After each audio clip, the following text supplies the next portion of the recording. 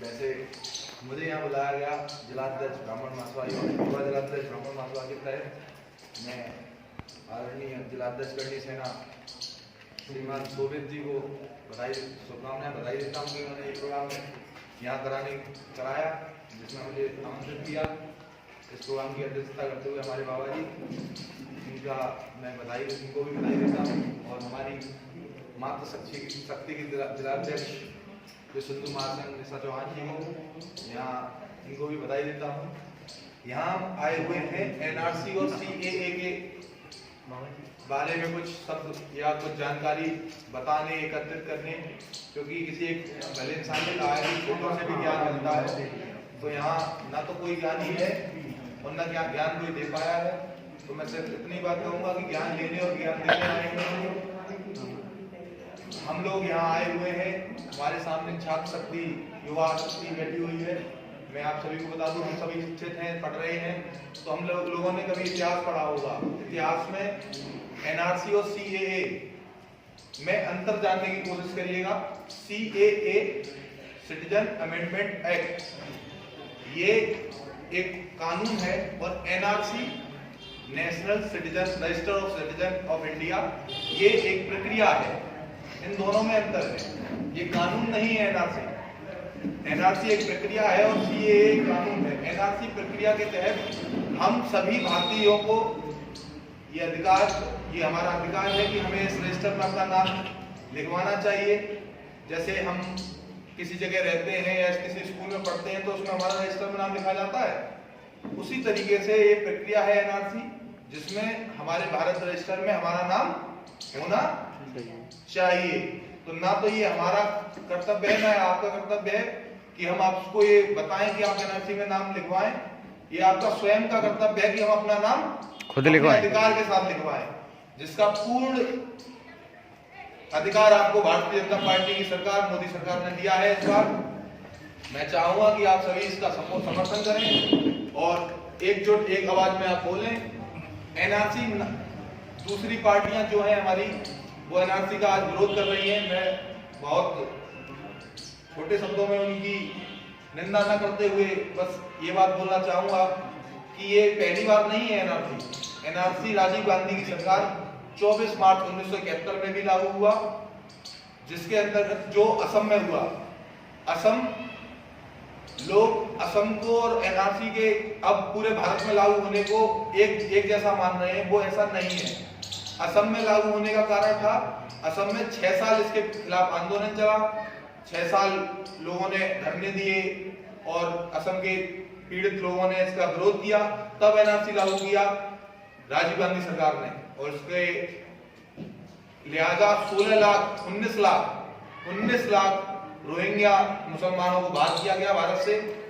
NRC में आपके और हमारे जानने योग्य ये बातें हैं कि सामने वाला हमारे लिए प्रश्न क्या उठाएगा। आज कुछ सरकारें, कुछ पॉलिटिकल पार्टियां हमारे खिलाफ हमारे युवाओं को भटका रही हैं। मैं उन्हें बताना चाहूंगा, उनके कुछ प्रश्न हैं मुसलमान भाइयों के। ये देश जितना हिंदुओं का है उतना मुसलमानों का भी है। ये हमारा संविधान भीमराव अम्बेडकर द्वारा लिखा हुआ, उसमें ये साफ लिखा हुआ है कि जितना ये देश मुसलमानों का है उतना ही ये हिंदुओं का है, जितना ही हिंदुओं का है उतना ही मुसलमानों का है। मैं आपसे सिर्फ इतनी बात कहूंगा कि वो जो हम शिक्षित हैं, अपने वर्ग में बैठते हैं, अपने स्कूलों में बैठते हैं, अपने मोहल्ले में बैठते हैं, अपने मित्रों के साथ रहते हैं, हम अपने जब हम खुद जान पाएंगे इन चीजों को तो हम दूसरों को बता पाएंगे। तो मैं चाहूंगा कि आप सभी अपने साथियों को बताएं। उनके सवाल होंगे क्या एनआरसी के आने से सभी मुसलमानों को बाहर किया जाएगा? ऐसा आपको जवाब इसका जब खुद पता होगा तभी दे पाएंगे। तो खुद पता होने के लिए एनआरसी के तहत किसी भी हिंदुस्तानी मुसलमान को डरने की कोई जरूरत नहीं है। ये आपका पहला उत्तर होगा उसके लिए कि किसी भी भारतीय मुसलमान को डरने की जरूरत नहीं है। क्यों? एनआरसी न तो किसी जाति, न किसी धर्म, न किसी अन्य प्रावधानों पर अलाउ होती है। एनआरसी एक प्रक्रिया है, जो मैंने पहले बताया, उसको आपको समझना है कि एनआरसी एक प्रक्रिया है जिसके तहत हम सबको उसमें नाम दर्ज कराना चाहिए। उस दर्ज कराने की तरीका क्या है, 2014 से पहले के जो भारत में रह रहे हैं, 2014 से 6-7 साल जिसको हो चुके हैं भारत में रहते हुए, वो 2014 से पहले जो रह रहे हैं वो इस रजिस्टर में नाम लिखाने योग्य हैं।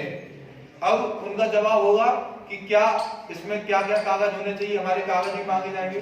तो वे बेचिंत रहें कि मोदी सरकार ने साफ शब्दों में बोला है, साफ शब्दों में बताया गया है कि एनआरसी अगर लागू, पहले तो एनआरसी लागू नहीं हुई, सबसे बड़ी बात ये कि पूरे भारत में एनआरसी लागू नहीं हुई है। ये भ्रम न फैलाएं कि एनआरसी लागू हुआ है, पूरे भारत में एनआरसी लागू नहीं है सिवाय असम के। असम में भी वही 6 साल से पूर्व 6 साल के जो उसका विरोध किया गया असम में, तब लागू किया गया, वो भी 1971 राजीव गांधी सरकार में। एनआरसी अभी भारत सरकार ने लागू नहीं किया है, उसकी बात चल रही है। अगर होता भी है तो उसके लिए प्रावधान रखे जाएंगे, आधार कार्ड, पैन कार्ड और जन्म प्रमाण पत्र और ये जितनी ज्यादा चीजें हों, जितने ये करीब 12 हमारे एक कहते हैं प्रारूप होते हैं जिससे हम अपनी जानकारी दे सकते हैं कि हम भारतीय हैं। वो 12 प्रमाण पत्र आपके मान्य होंगे। भारत सरकार आधार कार्ड, पैन कार्ड और जितने भी हमारे पासपोर्ट वगैरह जितने भी हैं सबको मान्य करेगी।